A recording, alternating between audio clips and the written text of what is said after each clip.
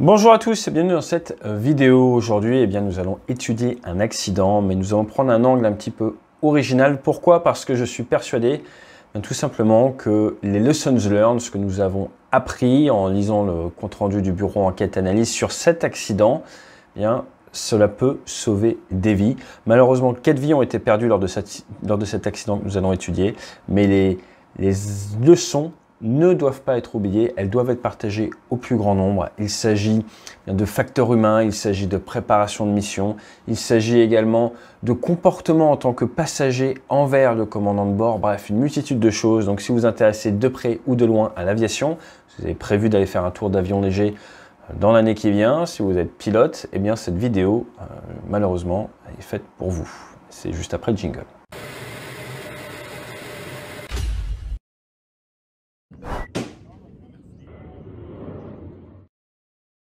12 septembre 2020, il y a un petit peu plus d'un an malheureusement, à Arcachon, la Teste de Buc. Moi j'habite maintenant là-bas, je suis né à la Teste en plus, donc je commence à connaître. Il y a eu un accident absolument tragique avec le décès de 4 personnes. Au vu du compte-rendu d'enquête, du rapport d'enquête, du bureau d'enquête et d'analyse, ce qu'on peut dire, c'est décollage en dehors des limites de masse et centrage, maintien du second régime lors de la montée initiale, perte de contrôle en vol, collision avec le sol, incendie. C'est vraiment un accident qui est absolument tragique, qui est triste, qui est moche, pour dire ce qui est. Et la raison pour laquelle j'ai voulu vous en faire part, c'est parce que je pense que ce concept de décollage en dehors du massé centrage, ce maintien du second régime. Donc le second régime, c'est quoi? C'est quand l'avion en fait est un petit peu, pour vraiment faire très schématiquement, est en fait maté, il n'arrive pas à accélérer, il n'est pas loin du décrochage. On est vraiment dans un domaine de vol qui n'est pas fait pour lui, et qui passe après par une perte de contrôle et une collision avec le décès de tout le monde à bord. Je pense que c'est un accident à connaître, tout simplement, qui doit être connu de tout le monde qui fait de l'aviation légère, parce que ça peut arriver, parce que voilà, c'est une multitude de facteurs, et on va regarder tout ça ensemble. Alors c'est un DR400, je ne vais pas vous parler pendant des heures du DR400, je ferai une vidéo dessus, mais le DR400 c'est la workhorse, comme on dit en Amérique du Nord, c'est l'avion qu'il y a dans tous les aéroclubs de France. C'est un avion Robin Aircraft, ça existe depuis 1972, il y en a 2700 qui ont été fabriqués. Vous avez différentes versions, et les versions dépendent un peu de la motorisation. Donc vous avez la version 118 chevaux, vous avez la version 160 chevaux, les versions 180 chevaux, voire 200, et maintenant en plus il y a des nouveaux trucs qui sortent. Mais dans tous les aéroclubs, on a tous, au moins pour la plupart, volé sur la version 118 chevaux, qui est plutôt ce qu'ils appellent le 2+2, qui est plutôt pour 2 adultes en fait. Vous pouvez avoir une masse max de l'ordre d'une tonne 100, une masse à vide de 600 kg, c'est léger, plus léger qu'une grosse voiture. Et vous êtes sur des performances où voilà, la VNE c'est autour des 300 km/h, VNE c'est la vitesse à ne pas dépasser, et en moyenne vous allez vous balader dans les 180 km/h à peu près.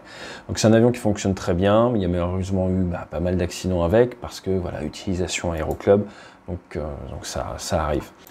Je vais vous parler un petit peu de la Teste. Donc là vous voyez Bordeaux, vous avez le bassin d'Arcachon, très joli, la Teste de Buc, Gujan-Mestras, et là vous avez l'étang de Cazaux, la base militaire de Cazaux. Et si vous regardez juste au-dessus, aérodrome d'Arcachon, la Teste avec le golfe dans la prolongation, pas très loin du zoo. Et vous avez une très belle piste en dur qui est là, avec une piste en herbe, activité vélivol, parachutiste, des aéroclubs, vous voyez Arcachon parachutisme, il y a tout ce qu'il faut. Très belle plateforme, très sympa. La carte VAC, c'est pour tout ce qui est approche à vue. Nous allons regarder un tout petit peu ce qu'elle nous dit. Cette carte, elle nous dit qu'il y a un agent AFIS, donc il y a une tour de contrôle, mais ce n'est pas vraiment un contrôleur, qu'il est là pour donner des indications. Vous avez une fréquence, 119 075, que le terrain est à 52 pieds d'altitude, donc c'est un petit peu au-dessus du niveau de la mer, et qu'il ne faut pas aller du côté de chez les militaires. Là, vous avez des zones un peu réservées, donc en gros, il ne faut pas trop partir vers le sud. On fait plutôt toute l'aviation, toute l'aéronautique par le nord. Et vous voyez là, c'est une piste 0725, la 25 est la piste préférentielle, c'est pour ça que c'est entouré. Et en termes de distance, vous avez 1400 mètres de piste en dur sur 20 mètres de large, et vous avez une piste en herbe qui, elle, est un petit peu plus courte. À noter tout de même, vous avez, vous voyez, en piste 25, 1400 mètres de piste, mais en LDA. LDA, c'est Landing Distance Available. En distance utilisable pour le poser, vous avez que 1000 mètres en 25 parce qu'il y a des bâtiments, il y a la route, tout ça. Par contre, en décollage, vous avez 1400 mètres dans les deux sens. ASDA, c'est Acceleration Stop Distance Available, la distance disponible pour une accélération arrêt. Voilà en gros ce qu'on peut dire sur ce terrain, vraiment rien de particulier. Ce que je vous propose, c'est de regarder un petit peu ce qui s'est passé. J'essaie de vous le recréer avec Flight Simulator 2020. Donc 14h30, c'est le week-end, on est le 12 septembre 2020. Vous avez un pilote qui a fait la réservation d'un avion 120 chevaux, 118 chevaux pour être précis, et il s'est un petit peu mis à profit pour servir de l'eau pour une association qui a fait gagner à 2 fillettes et leur papa un tour en avion. Donc lui, il a le droit de faire de l'emport de passagers, il est pilote privé, il a quelques heures de vol, pas mal d'heures de vol pour un pilote privé, il a volé dans les derniers temps, donc il a absolument le droit de prendre des gens en vol. Il n'y a rien qui l'interdit. Il n'aurait pas le droit de prendre des gens en vol dans le cadre des vols de découverte qui sont soumis à une réglementation un petit peu différente, où là c'est l'aéroclub qui décide de personnel qui a le droit de le faire et qui également leur fait des formations spécifiques. Donc ce pilote-là n'était pas formé à prendre en compte des inconnus, si on peut dire, mais il était habitué à prendre en compte des passagers, donc il n'y a absolument rien qui l'interdit de faire ce qu'il a fait. Donc là, ce qu'il faut voir, c'est le déroulé des faits. Donc il fait sa mise en route, il fait son roulage. Là, il s'aligne sur la piste 07, donc face à l'est. Il fait chaud, on est dans les 28 degrés. Les conditions météo sont donc, pour ce qui est de la portance de l'air, c'est comme si on était plus en altitude. C'est-à-dire que les performances de l'avion sont dégradées à cause de la température.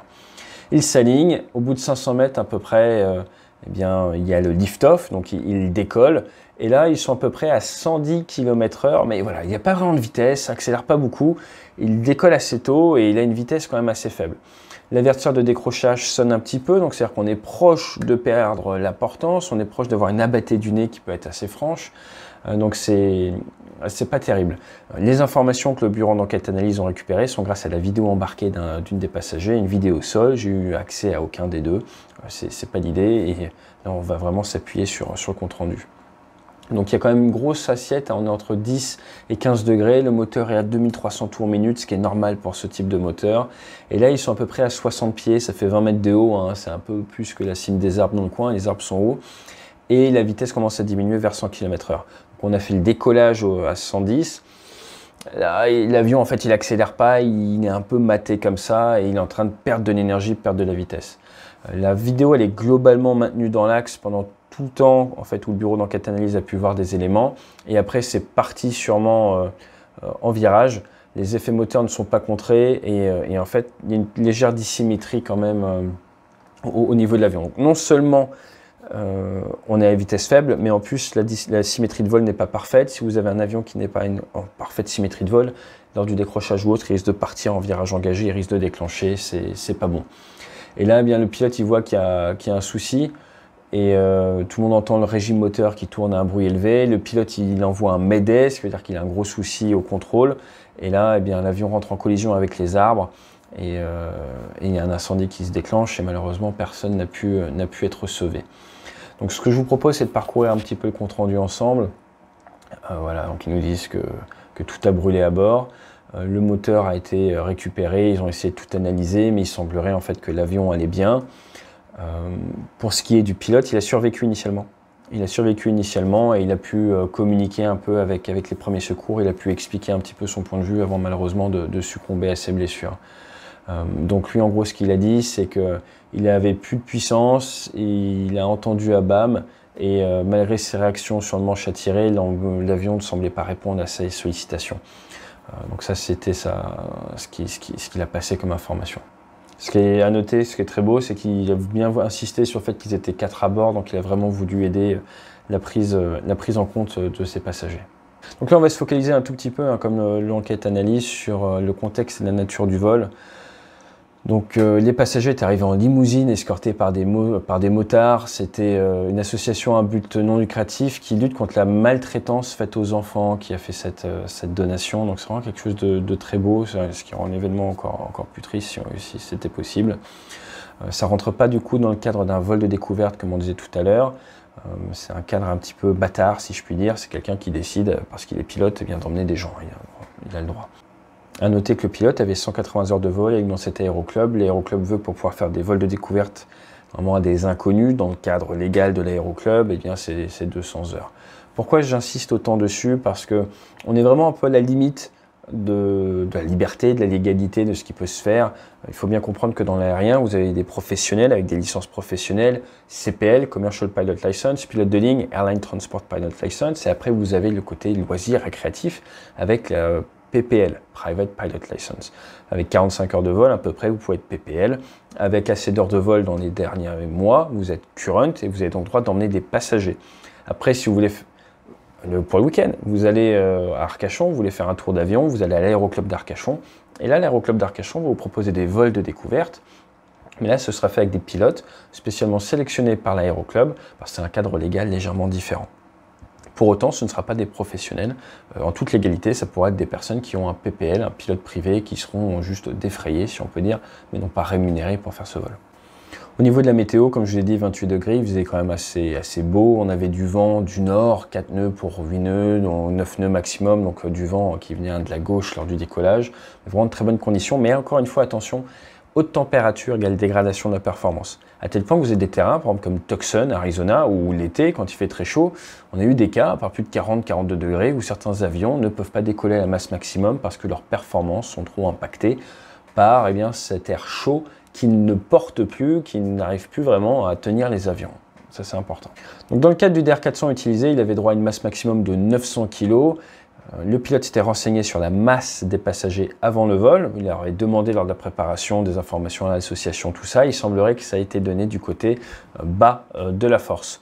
Le pilote avait donc un avion où il y avait apparemment le plein de carburant. Et il s'est retrouvé avec un avion qui était hors centrage et au-delà de la masse limite. Ce qu'il faut voir, c'est qu'avec un DR400 120 chevaux, vous ne pouvez pas vraiment partir à 4, partez à 3, mais partez pas à 4 avec le plein, ça ne marche pas, même si c'est avec des personnes légères. Ça, c'est vraiment le gros point que je veux vous dire. Si vous partez faire des vols comme ça et que vous voyez que vous montez à 4 dans un DR400 120 chevaux, demandez où on en est du pétrole et demandez à voir la masse et centrage, parce que ça peut poser des gros soucis. Sur les 160 ou 180 chevaux, ça peut être différent. Mais cette notion, en fait, d'un avion, ça ne se remplit pas tant qu'il y a de la place. Ça, c'est très très important, il y a une masse maximum. Et ce jour-là, eh bien malheureusement, elle a été dépassée. Pour pouvoir décoller, normalement, qu'est-ce qu'il faut faire? Il vous faut au moins 2200 tours par minute, il faut que la vitesse accélère. Vous allez avoir un cran de volée, ce qui va permettre de sustenter l'avion à des vitesses un peu plus faibles. Vous allez décoller franchement vers les 90 ou en plus de 100 km/h. Vous allez faire un petit palier d'accélération s'il faut, et vers 120 km/h, vous allez monter et ça va bien se passer vers 120 km/h. En aviation, la vitesse, c'est la vie, très très important. Commencer à dégrader sa vitesse vers les 100 km/h dans une aire chaude avec trop de masse, malheureusement, eh bien, ça fait que votre avion il se retrouve en second régime et ça peut vite partir en décrochage ou autre. On parle de 120 km/h pour la montée vraiment initiale. Après, on va rechercher la vitesse optimale de montée qui est généralement plutôt autour des 130 à 150 km/h. Ça permet un meilleur refroidissement du moteur. Ça permet également de meilleures performances. Après, c'est un peu de la trigonométrie. Il semblerait que c'est le pilote qui avait fait le plein complet de l'avion avant le vol. Alors ça, c'est vraiment dommage, si je puis dire. Ce qu'il faut voir, c'est qu'une masse élevée va augmenter la vitesse de décrochage et va également diminuer vos performances en termes d'accélération, en termes de montée, de performance, de variomètre, comme on dit, de vitesse de montée. Pour ce qui est du centrage, donc là, dans un cas comme ça, en fait, vous avez un centre de gravité. Et vous aviez ce centre de gravité qui était trop arrière. Vous aviez un passager lourd à l'arrière, ça a tendance à amener le centre de gravité trop vers l'arrière. Et là, bien, ça va vous donner des soucis de contrôlabilité au niveau de l'avion. Si vous avez un centre de gravité qui est trop arrière, l'avion ne peut plus être piloté. Les avions de chasse modernes, comme le Rafale, sont généralement avec des centres de gravité qui sont un peu complexes, mais c'est géré le tout par informatique avec des commandes de vol électriques. Mais des avions comme les Cessna ou les DR400, vous devez vraiment avoir le centre de gravité qui est dans quelque chose de cohérent parce que sinon, c'est difficilement contrôlable. Ce qu'il faut comprendre par rapport au second régime, en fait, c'est que votre avion, là, vraiment, pour faire très simple, votre avion, plus il va vite, plus il va baisser son nez. Un avion de chasse, un Rafale à basse vitesse, si vous voyez passer en meeting aérien à 100 nœuds, à 180 km/h, il est comme ça. Et s'il arrive à voler comme ça, c'est parce qu'il est surpuissant de bestiaux. 2 fois 7,5 tonnes de poussée. Quand vous êtes comme ça et que vous voulez réaccélérer, eh bien, il va falloir en fait pousser le nez, et il faut pousser le nez vers l'avant. Il faut capitaliser un petit peu des fois sur la perte d'altitude, mais là c'est compensé un peu par les moteurs. Mais si vous êtes limité comme un DR400 en termes de puissance, eh bien si vous êtes très en incidence comme ça, si vous êtes voilà, à 100 km/h alors qu'il faudrait plutôt être à 120 ou 150, eh bien, il va falloir en fait réaccélérer. Donc il va falloir capitaliser sur la perte d'altitude, il va falloir pousser sur le manche de manière à ce qu'in fine il y ait quand même moins de traînée, que vous récupériez une ligne de vol, que vous arriviez à réaccélérer et après vous pouvez reprendre la montée. Donc c'est très contre-naturel. Naturellement, vous êtes lent et tout, vous avez 10-15 degrés comme ça, vous avez tendance à voir retirer plus sur le manche et ça fait qu'empirer la situation. Il faut accepter, comme lors d'un décrochage, de pousser sur le manche, voilà, regardez le profil. Regardez la traînée là. Donc vous poussez sur le manche et vous voyez, c'est beaucoup plus fin. Vous récupérez, ça peut accélérer. Comme ça, vous n'arrivez pas, vous freinez, je pousse, alors même si je descends un peu. Au début, je descends un peu et après, j'ai la bonne vitesse, je vais pouvoir remonter. C'est très important. Il y a une phase en fait, il y a une petite phase où l'avion, il n'est pas fait pour y voler. Il faut réussir à passer au-dessus d'une certaine vitesse un peu critique, pour pouvoir après reprendre des performances de vol correctes, arrêter de s'auto-freiner, de s'arrêter dans le ciel, si on peut dire. Il y a eu quasiment 23 accidents similaires en comptant celui de ce DR400. Vous en avez 11 avec un dépassement de limite de masse et centrage. Il y en a 5 qui ont entraîné des blessures mortelles là-dedans. Il y en a 13 avec perte de contrôle ou décrochage et 16 quand même où il y a eu destruction de l'avion. Donc, c'est pour ça que je vous dis que c'est extrêmement important. Pour pouvoir voler, il faut que l'avion soit à la bonne masse, au bon centrage et surtout qu'on ne soit pas maté. C'est-à-dire qu'il faut, à un moment, il vous faut de la vitesse. C'est comme dans le cas du Rio-Paris, il faut rendre la main, il faut pouvoir réaccélérer. Si vous êtes piégé comme ça, il faut essayer de réaccélérer, il faut réussir à passer, sortir du second régime, reprendre de la vitesse pour après pouvoir remonter. Ça, c'est très, très important. Mais encore une fois, avoir conscience des performances de son avion, avoir conscience de la masse et par la préparation, c'est 90% du succès de la mission, se mettre dans de bonnes dispositions pour le vol. Si vous regardez les facteurs contributifs qui ont été sortis par le BEA, il y en a 3 qui sont extrêmement intéressants. Le premier, comme je viens de le dire, préparation de mission. Le deuxième, application d'une assiette à cabrer qui était trop importante dès la rotation et qui a été maintenue. Donc, voilà. Donc en 1, on prépare. En 2, on n'hésite pas à rendre la main. La porte de sortie n'est pas en tirant plus fort sur le manche, au contraire, c'est contre-naturel, mais c'est en allant chercher le sol, en se rapprochant, en accélérant. Et en 3, manque de concentration du pilote et manque d'attention portée à cause d'une importante attention portée aux passagers. Ça, c'est très important. Pourquoi c'est très important? Parce que dans l'aviation de ligne, on a un concept qui s'appelle le stérile cockpit. Le stérile cockpit, ça veut dire qu'en dessous de 10 000 pieds, il est interdit de parler de sujets non professionnels dans le cockpit. Tout comme quand vous êtes dans un bus, il y a marqué « ne pas parler au chauffeur de bus ». Vous êtes passager demain dans un DR400, vous faites un tour à Arcachon, vous faites un tour de Paris, vous faites un tour de Nîmes-Garon, de n'importe où. Ce n'est pas parce que le pilote vous a peut-être pas briefé, ne lui parlez pas lors des phases de checklist, de décollage, de montée initiale et de retour terrain. Faites preuve d'empathie, ayez conscience que sa charge de travail augmente autour du terrain, que sa charge de travail augmente pour les phases de départ, d'arrivée, et que pour votre propre bien, laissez le pilote piloter. C'est un monopilote, il a une forte charge de travail, laissez-le se concentrer. S'il vous emmène en vol, c'est que ça lui fait plaisir. Il aime partager. On est tous là sur cette chaîne parce qu'on est passionné, c'est un métier de passionné, c'est un hobby de passionné, on a envie de transmettre. Néanmoins, il y a des moments pour. Le sol, après le vol, après le débriefing au bar, mais complètement, c'est un très bon moment. En croisière, charge de travail gérée, avec en permanence l'idée de où on peut se poser en cas de panne moteur, très bon point. Maintenant, la montée initiale, par 28 degrés avec un avion hors centrage, c'est pas le bon moment. Donc ça peut paraître très basique comme rappel, mais c'est ce qui sauve des vies, c'est ce qui tue, on vient de le voir. Donc c'est pour ça que ça me tient un peu à cœur, c'est fly the aircraft first, comme on dit chez les anglo-saxons, aviate, navigate, communicate. Aviate, c'est 1, on pilote son avion, navigate, c'est 2, on l'emmène dans la bonne direction, et après seulement on communique avec le contrôle, avec les autres aéronefs, et vraiment s'il faut avec les passagers. Si vous voulez une autre règle, c'est qu'en aviation légère, en gros en dessous de 1500 pieds, on ne parle pas aux passagers et les passagers ne vous parlent pas sauf pour les briefings de sécurité ou en cas de sécu ou si vous voyez un trafic. Le seul cas où vous pouvez parler à votre pilote dans ces phases-là, c'est si vous voyez un avion. Vous dites « Oh, avion à 2 heures » ou « Là-bas, il y a un avion ». Voilà. Donc ça, je pense que c'est très très important. L'importance de briefer ses passagers. Maintenant, n'oubliez pas, vous avez des passagers qui viennent dans votre avion pour la première fois, ils font leur baptême de l'air, leur charge mentale, elle est très très haute. Ils seront saturés d'informations, ils ont du stress, tout ça. Donc on a encore vu malheureusement, il peut se passer plein de choses. Vous pouvez même avoir des copilotes qui ont envie de se suicider. On l'a vu dans la région malheureusement l'été dernier, on en parlera peut-être après le compte rendu d'enquête. Mais voilà. Donc je voulais vraiment insister là-dessus, c'est pour ça que j'ai fait cette vidéo, parce que je pense qu'elle se doit d'être connue, hein. C'est pas la vidéo mais l'enquête. L'enquête se doit d'être connue, ces facteurs contributifs doivent être dans la tête de chaque pilote, de chaque passager d'aviation légère, de manière à ce que ça reste un hobby, que ça reste sympa et qu'on profite tous de la dune du Pilat au soleil couchant, et ça on ira faire des images de la dune du Pilat au soleil couchant. Je vous souhaite une excellente semaine, je vous dis fly safe, et puis bon courage.